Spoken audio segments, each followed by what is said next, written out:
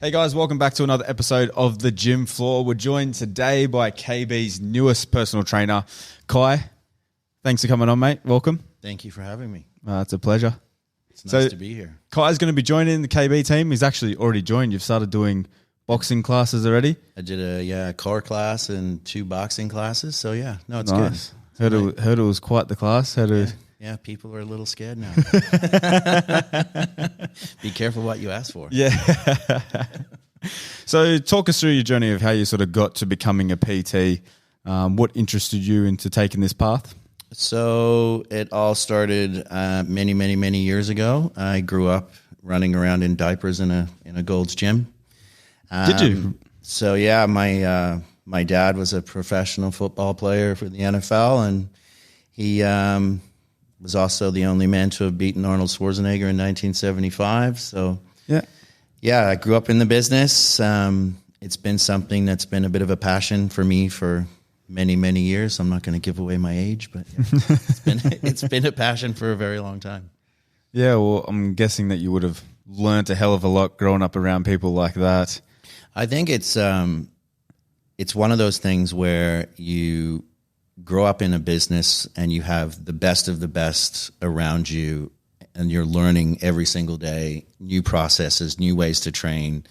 And the strange and bizarre thing is the old way is the best way. You know, science has evolved and the way that we train has evolved. But when you break it down, we always say it's, break it back to basics.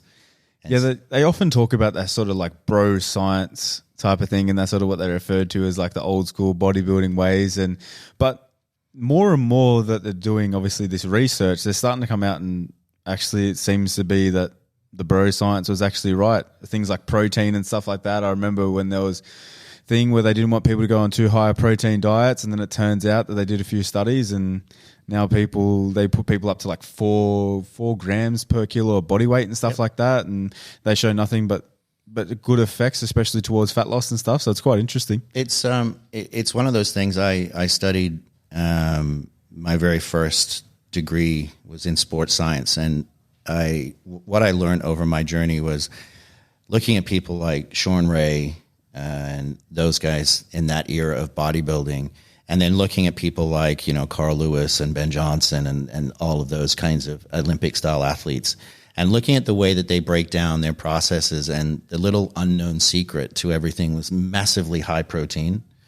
Everything was high protein, very, very little carb intake, and it was just work. And you putting really good protein in your body, you're going to get a massively good response. And, and there's all this new science behind, we should be balancing this or that together.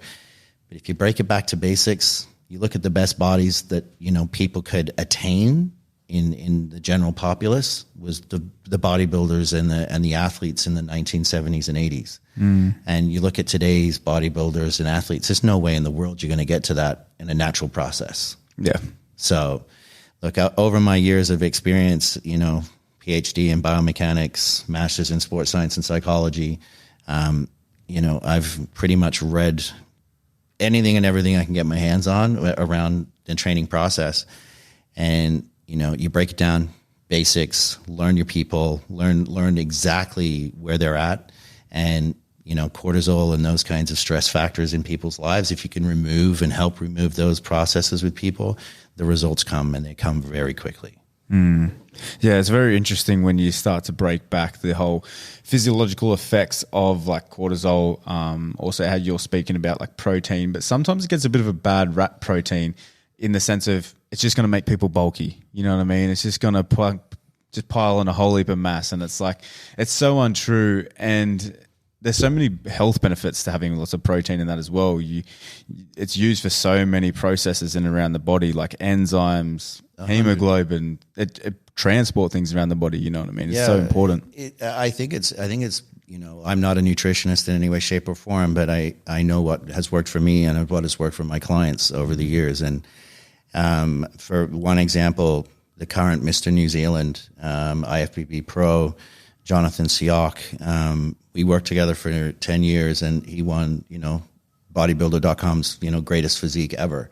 Oh, wow. And with working with him, I learned the process of, here's a guy who pretty much is a protein-driven guy, and he is an absolute freak of a physique. Like, he works hard, but he balanced it out with, a 70-30 split, and just impressive, like ultra impressive. And it's, protein. I love it when people walk into a gym and they have that, I don't want to do weights because I'm going to get bulky. It's like, wouldn't that be amazing? Wouldn't that be fantastic? I walk in, I'm going to grab that weight over there, and I'm going to have biceps the same as Arnie. Amazing. But that's, you get all the Instagrammers and all these people saying, you do this and this is going to happen. If you do that, that's going to happen. Well, I'll give away my age. In 48 years, I've never seen anyone walk into a gym, have a protein shake, lift a weight, and be bulky. It's that toning as well. Yeah. The old toning. Do this if you want to tone up. It's like you can either build muscle, lose fat. Yeah, pretty much. Like we haven't. There's no toning. We haven't evolved. Our bodies have not revolutionarily evolved into superhumans. We are exactly the same physiques. We are exactly the same biomechanical and genetic makeup that we were in the 60s, the 50s, the 40s, as we are today. And it's just, if you look at what people used to eat back in the 70s and 80s in the fitness industry, they trained, they ate clean, and they got results. And then all of a sudden we got on this little journey of changing the way we do things. I mean, if we take this pill and if we do this and it's just caca. It's probably the best way of putting it. It is. It's just absolute rubbish. And I look at, there's a certain girl that's in Australia who's a WBFF pro and all of these things. And she's just come out in the last 6 months saying everything I said in the past was all rubbish. The exercises I was doing was rubbish. And she's coming on, which I take my hat off to her. And I'm not going to say her name, but she came on and said, all of the things that I have taught you and all the things that I've shown you, it's just rubbish. This wasn't right. This wasn't right. Have a look at me doing this. Have a look at me saying this about, certain styles of things. And it's just break it back to basics. Basics is where you get your greatest results. Yeah, that's amazing. I kind of respect that, actually. I do too. And people don't admit their faults enough, especially in this industry. And we can go down like a whole rabbit hole of people being natural and people, on steroids, and not saying they are, but we'll be here for hours if we go down that wormhole. So getting back to you obviously grew up in Gold's Gym, but you actually worked there for a little bit as well. Yeah, so I worked up from being a towel boy to being, running around the place, learning all the ins and outs of a Gold's. Worked, as an assistant, and then as an assistant manager, and then a manager, and then a cluster manager, and then I went from being a cluster manager to the fitness director of North America and Canada. So, working with some of the best personal trainers on the planet, some of the best athletes on the planet, and being around these people over the years, you take a bit of everything. You really do need to take and listen. We got 2 ears and 1 mouth, so. The people that talk the loudest and talk the most are generally the most full of shit. So you sit back, you listen, you absorb, you learn. And, I've just been lucky enough to be able to implement that, into the way that I train people. What was probably one of the best lessons that you learnt there? It doesn't have to be necessarily fitness related either.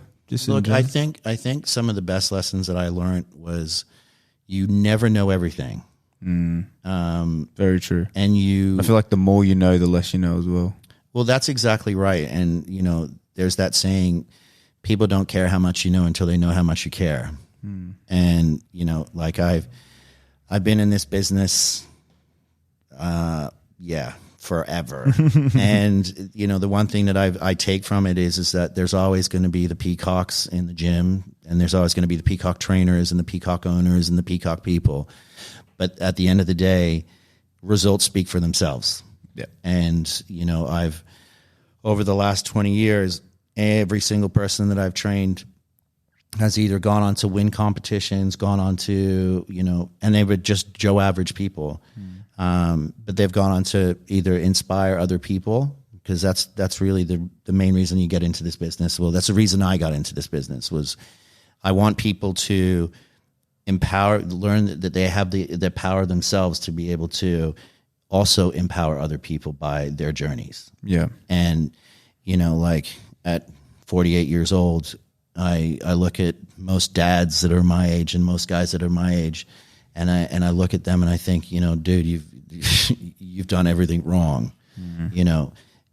Spend time on yourself. It's like people, they go to the gym.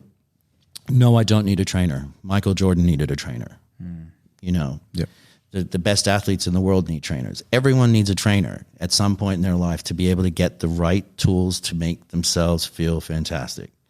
If we all knew what we were doing, we'd all be trainers, but we're not. So it's always been mind blowing to me that people, they'll go out and they'll buy themselves a Ferrari or they'll buy themselves a Bentley, and they'll put the best fuel in that car, and they'll take it to the guy and spend the most amount of money on servicing, and they'll spend the most amount of money on putting stuff on it. And then they'll go down the street and they'll smash a bunch of beer and they'll put garbage food into their systems, and they'll do all the things that are just bad for you. And they're, I wonder why my health's so bad. I wonder why I don't have energy. I wonder why I feel so shit. Well, it's because if you put the same amount of care and respect into yourself as you do into something materialistic and rubbish like a car, then you'd be just as good as that Bentley.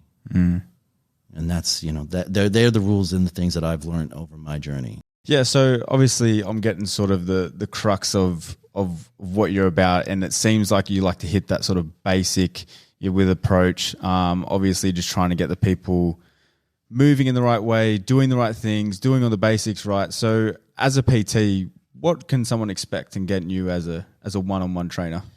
Look, I think it's a one-word answer: results. Results. Nice. It's pretty much it. It's I like it. The question gets asked to me that quite a lot, and my answer to that is you cannot be the fastest growing PT in two of the largest gym companies on the planet if you're rubbish. So just let the results speak for themselves. You could sit here all day and go, oh, I could do this and I can do that. Well, at the end of the day, I've not had anybody turn around and say to me, I never want to do this with you again.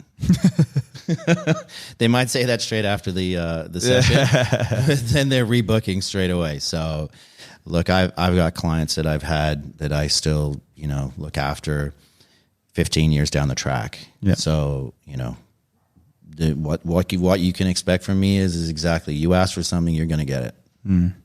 I love that. What's a little takeaway that someone can take at home? Obviously, this sort of goes out on YouTube. Someone might not be at King Beats where they can have access to your services. Look, I think the takeaway is start caring about yourself as much as you care about the materialistic garbage in your life. Start, it's not the end of the journey that you need to look at. It's actually take that first step and make that first step count. And each step that you take is one to a better version of yourself. Without that, you're just flailing about. It's like the one takeaway that I can give anyone is that when you walk into a gym or you walk into looking at your fitness goals and you say, hey, this is what I want to look better, I want to feel better. It's like, okay, cool. So when you're building a house, do you walk to the architect and you say, I kind of want this and I kind of want that? No, you go to him with a plan, with a picture in your mind of what you want the end result to look like.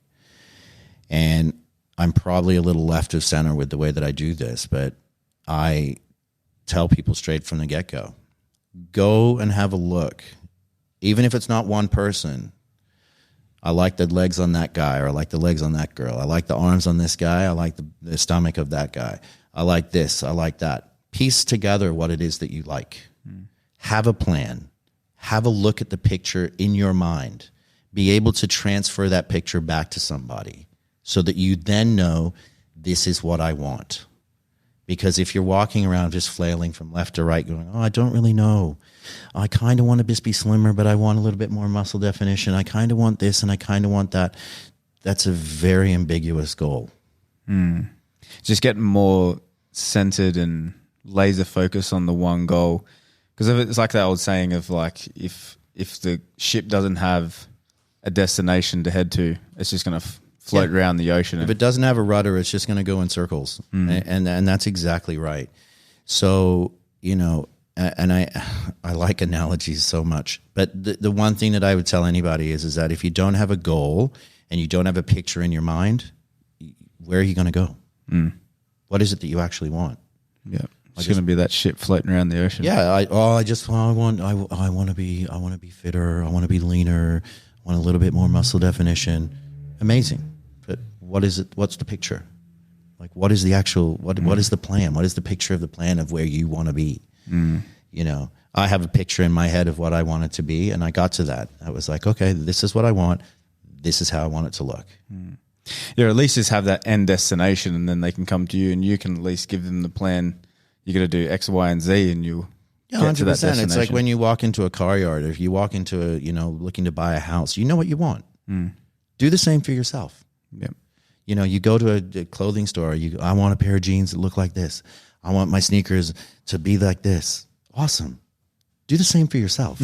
Have a plan, have a structure, and this is where it's going to end. This is where it's at. Yeah, amazing. Well, guys, I really appreciate you joining us. I can't wait to see you around in KB on the gym floor getting those results for our gym members. If you are interested in getting Kai, just head down to the front desk. They'll look after you and just book him in for a one-on-one. I'm sure you're in for a treat. Yeah, I'm looking forward to it. It should be a fun journey. Awesome, man. Thanks again for coming down. Thank you for having me. Cheers, guys. Till next week.